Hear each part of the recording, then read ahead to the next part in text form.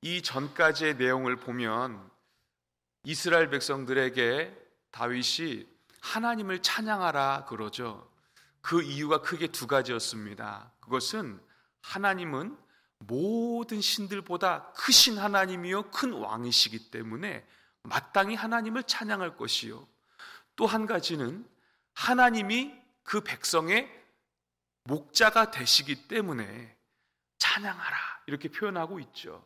그러니까 만물을 창조하신, 그리고 모든 신들보다 뛰어나신 그분이 우리 인생의 목자가 되어주셔서 오늘의 필요를 공급하실 뿐만 아니라 내일의 모든 미래의 계획까지도 한치의 실수와 오차 없이 지금도 우리를 인도하신다. 마땅히 하나님을 우리가 찬양할 이유가 되지 않겠습니까?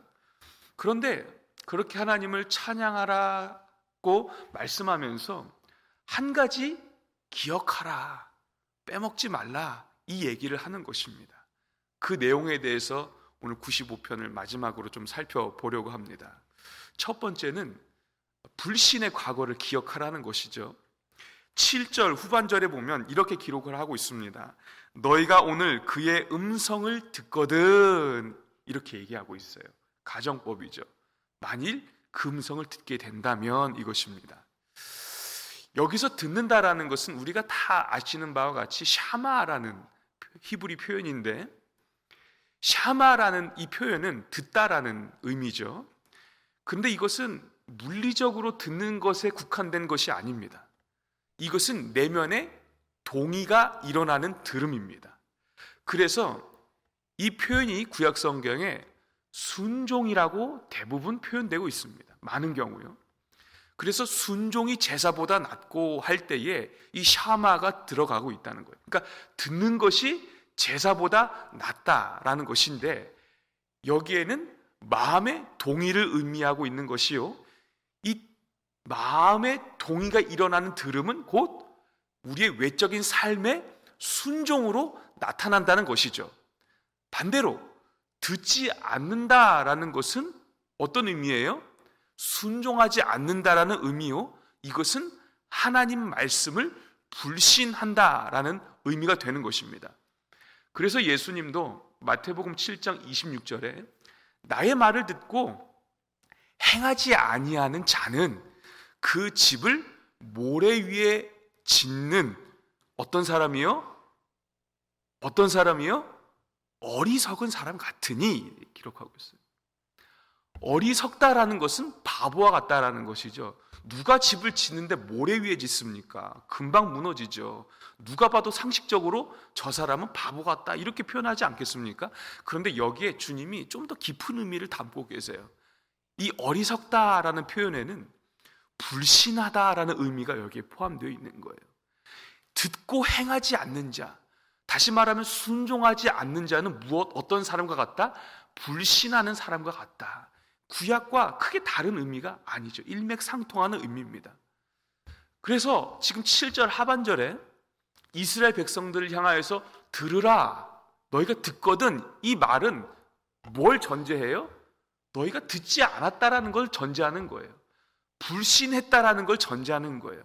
그래서 두 번째, 하나님은 그 광야 세대를 불신의 세대라고 정의하고 있는 것입니다. 8절을 한번 읽어볼게요. 8절 시작. 너희는 무리바에서와 같이 또 광야의 마사에서 지냈던 날과 같이 너희 마음을 완악하게 하지 말지어다.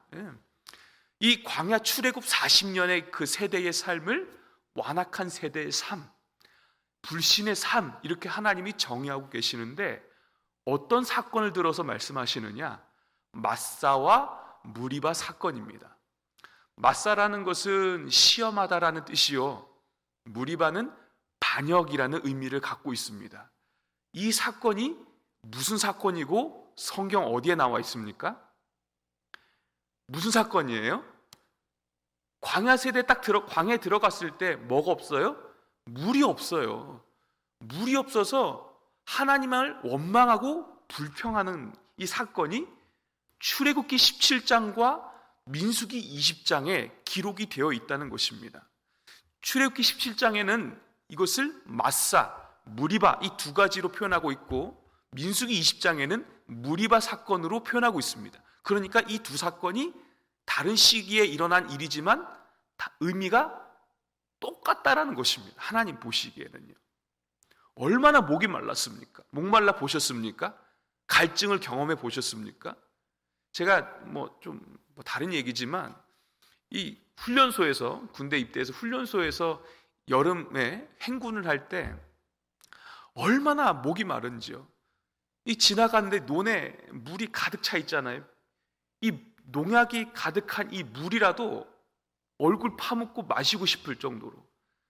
그러니까 이 광야 세대에 물이 보이겠습니까? 안 보이죠. 안 먹으면 죽는 너무나도 절체절명의 위기의 상황인 것입니다. 그런데 이때 이 이스라엘 백성들이 하나님을 원망했다 그랬습니다. 표면적인 이유는 물 없음이죠. 목마름 때문이죠. 그런데 출애굽기 17장 7절을 보니까 그 속내가 무엇인지 드러나죠. 우리 중에 하나님이 계신가 아니 계신가 시험했다고 기록을 하고 있는 것입니다. 불신인 것이죠. 불신이에요. 그런데 더 재미있는 것은 이 무리바 사건이 출애굽기 17장과 민수기 20장 기록이 되어 있다 그랬습니다. 시기적으로요. 이것은 이 세대가 홍해를 지나서 광야 생활을 시작하는 초창기에 일어난 일이요, 민수기 20장에서 일어난 이 무리바 사건은 이 광야 생활 40년 말미에 일어난 일이라는 것입니다. 그러니까 이 불신으로 상징되는 이 무리바 사건을 광야 초창기와 광야 말미에 딱 일어난 사건으로 성경이 드러내면서 너희의 이 광야 40년의 모든 삶이 어떠한 삶이라고 정의를 내리시는 겁니까? 하나님께서 불신의 삶, 불신앙의 삶이라고 정의를 하나님이 내리고 계시는 거예요. 이 무리바 사건 처음과 마지막 안에 일어난 모든 사건이 무엇과 또한 관련이 있어요? 불신과 관련이 있다는 것입니다. 한번 출애굽기, 신명기, 민수기 한번 가만히 들여다보세요. 이 사람들이 이 광야에 지냈던 사람들이 하나님 앞에 믿음으로 반응했던 날들이 과연 얼마나 되는가? 다 불신이에요. 불신아. 하나님이 그들과 함께 하심에도, 구름 기둥과 불 기둥으로 임마누엘 하심에도 하나님이 우리 중에 계신가 아니 계신가 의심하고 불신하고, 그들에게 하나님이 뭐라고 하시느냐? 마지막 세 번째, 안식에 들어가지 못한다 기록하고 있습니다. 11절 한번 읽어볼까요? 시작. 그러므로 내가 노하여 맹세하기를 그들은 내 안식에 들어오지 못하리라 하였도다. 아멘. 여기서 1차적인 안식은 어떤 의미입니까? 이 백성들에게 가나안 땅에 입성하는 것이 안식이죠. 그죠? 그런데 무엇 때문에 안식에 들어오지 못해요? 불신앙 때문에, 불신 때문에 들어오지 못하는 것입니다. 이것을 히브리서 4장 5절에서 아주 기가 막히게 표현하고 있는데요. 한번 히브리서로 넘어가 보겠습니다. 히브리서 4장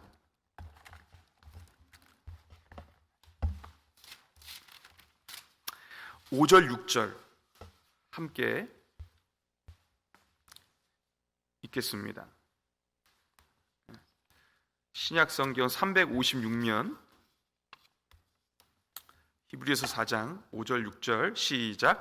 또 다시 거기에 그들이 내 안식에 들어오지 못하리라 하였으니 그러면 거기에 들어갈 자들이 남아 있거니와 복음 전함을 먼저 받은 자들은 순종하지 아니함으로 말미암아 들어가지 못하였으므로. 아멘. 지금 시편 이 95편 말씀을 신약에서 그대로 인용을 하고 있는 것입니다.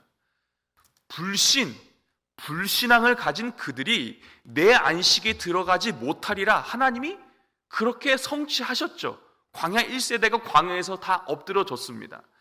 이 히브리서에서도 그대로 그들을 말씀하고 있는데, 율법을 받은 그들을 뭐라고 표현합니까? 복음을 받은 그들이라고 표현하고 있어요. 그런데 그 복음을 받은 그들이 왜 안식에 들어가지 못했느냐? 6절 중반절에 순종하지 아니함으로. 여기 순종하지 아니했다라는 표현이 불신했다라는 의미입니다. 불신함으로 들어가지 못하는 것입니다. 광야 세대만 그렇겠습니까? 이 히브리서가 기록한 것처럼 이것이 오늘 우리에게도 시사하는 바가 있다는 것입니다. 아무나 천국에 갈 수 있습니까? 아무나 하나님 나라에서 안식할 수 있습니까? 율법을 가졌다고 다 들어가는 것이 아닙니다. 그죠? 뭐가 필요합니까? 믿음이 필요한 것입니다. 그죠? 순종이 필요한 것입니다. 그런데 성경이 이 광야 생활, 이 나그네의 삶을 살아가는 인생을 어떻게 정의한다고요? 마사와 무리바로 정의한다고요. 그 인생의 처음과 마지막을 불신앙으로 가득한 삶이라고 정의하고 있다고요. 그 삶이 우리의 삶이라고 얘기하고 있는 것입니다. 한번 우리의 삶을 찬찬히 되돌아보십시오. 하나님 앞에 내가 다 순종했노라고 자신할 수 있는 인생이 그 누가 있겠습니까? 하루에도 5만 가지, 수십만 가지 생각이 우리 마음 가운데, 생각 가운데 일어나는데 하나님을 잊고 살 때가 얼마나 많냐 이것입니다. 내가 내 자신을 너무나도 잘 알지 않습니까? 나도 하나님 앞에서 자격 없는 인생이요, 안식에 결코 들어갈 수 있는 요건을 갖추지 못한 인생임을 성경이 말씀하고 있습니다. 여기에서 끝났더라면, 광야에서 끝났더라면 우리 다 소망 없는 인생이지만 하나님이 그 인생을 그렇게 내치지 아니하시고 무엇을 허락하셨습니까? 반역과 하나님을 시험하는 것을 일삼는 그 세대들에게 반석에서 무엇을 내셨어요? 물을 내셨어요. 처음과 마지막 40년 동안 일관성 있게 하나님을 불신하고 반역한 그 세대에게, 원망했던 그 세대에게 하나님이 내치지 아니하시고 물을 내셨다는 것입니다. 우리에게도 마찬가지입니다. 고린도전서 10장 3절 이유를 보시면 그들이 다 신령한 음식을 먹고 신령한 음료를 마셨으니 어디로부터요? 신령한 반석으로부터 마셨다고 하면서 그 반석을 곧 예수 그리스도라고 말씀하고 있는 것입니다.